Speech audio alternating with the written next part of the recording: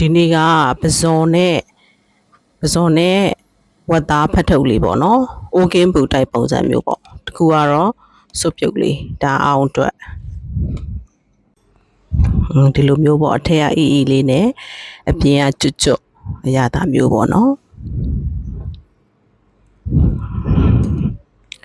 ဒီလိုမျိုးလေး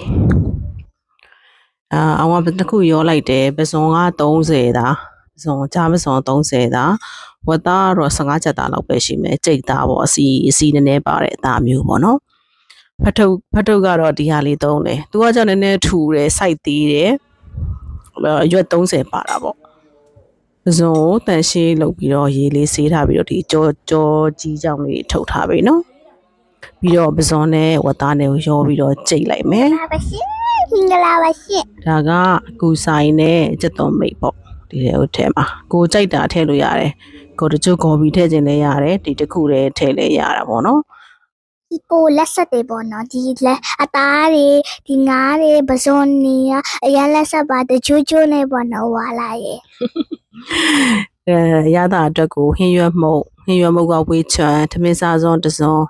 မရှိဘူးအောက်ထဲတဲ့ဟာလေးကအဲဇွန်ရဲ့တဝက်ဆိုင်ပေါ့နော်လက်ဖက်ရည်စွန်းတစွန်းရဲ့တဝက်ဆိုင်တွေအဲဘူးထဲမှာထည့်ထားတာတွေကပြီးတော့စက်သားမုတ်ကိုလည်းအဲဒီလက်ဖက်ရည်စွန်းတဝက်ထည့်တယ်ခယူစီကထမင်းစားစွန်းတစွန်းဒီနေ့မနက်စာဖတ်ထုတ်တွေပါပဲရှင်အပြောက်အကျော်ပဇွန်နဲ့အကောဝတ်သားတဲ့ဟုတ်ပဲပေါ့နော်အစုံပါပဲ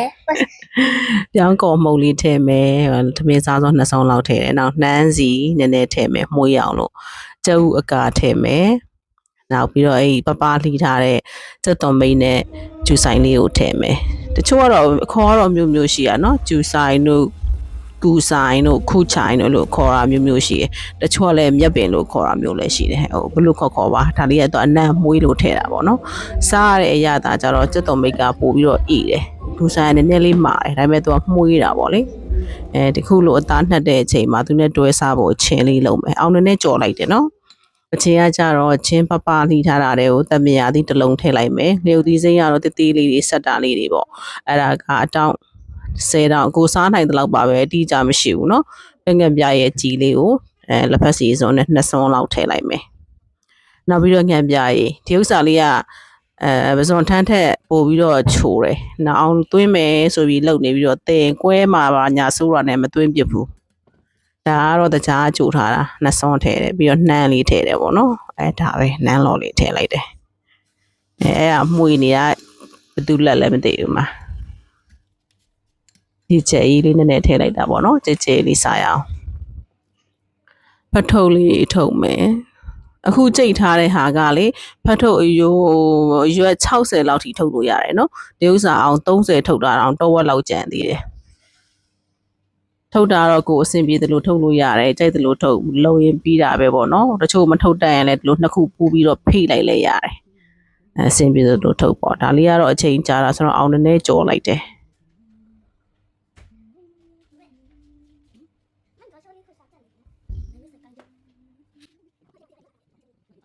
အမေကဖတ်ထုတ်ပြီးတော့မှသူတို့ကဆာလာချက်အမအတန်လေးတွေကတော့ကုချီကောချီလေးတွေကတော့နည်းနည်းစုံနေပထမတော့ဒီမူရင်းအတန်တွေကိုဖျောက်ပြီးတော့တင်တာပေါ့မူရင်းအတန်ရန်ဖျောက်တော့လေအတန်သွင်းပြီးနားထောင်ကြည့်တဲ့အခါရန်တိတ်စိ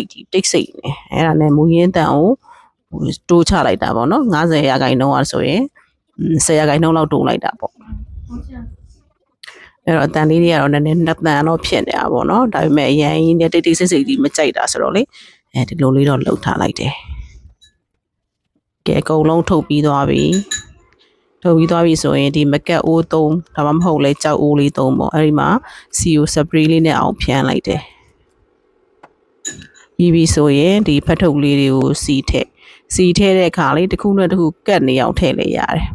ပူးနေအောင်ပေါ့အဲ့လိုပူးတဲ့အခါကျတော့ဒီမှောက်လိုက်တဲ့အခါပကံနဲ့မှောက်ထည့်လိုက်ရင်လှတယ်အပေါ်မှာဂျိုးတူးကျွတ်ကလေးတွေဖြစ်နေရပေါ့ဒါပေမဲ့စားတဲ့အခါကျတော့တစ်ခုချင်းမဖြစ်တော့ဘူးတူနဲ့တစ်ခုယူလိုက်ပြီဆိုတော့ ਨੇ အစာတွေကကွဲထွက်ပြီးတော့ပေါက်ကုန်တယ်အဲ့တော့အောင်ကမလှလဲနေပါစေဟိုဒီသူ့ရဲ့ဖတ်ထုတ်အတိုင်းလေးပဲစားကြတာဆိုတော့တစ်ခုနဲ့တစ်ခုကိုမပူပဲနဲ့ခွာပြီးလုပ်လိုက်တာပေါ့နော်ဒီအောက်ခြေလေးတွေကအဲ့လိုအပူလေးခဏပြေးပြီး2မိနစ်လောက်နေရင်တော့ဖြစ်မြေးလာပြီ တင်းလာတာပေါ့အောက်ကျောလေးတင်းလာပြီဆိုရင်ရေလေးနည်းနည်းလေးထည့်လိုက်ရေလေးနည်းနည်းလေးထည့်ပြီးတော့အဖုံးလေးခဏအုပ်ထားပြီနော်မီးလေးတော့လျှော့ထားပြီပေါ့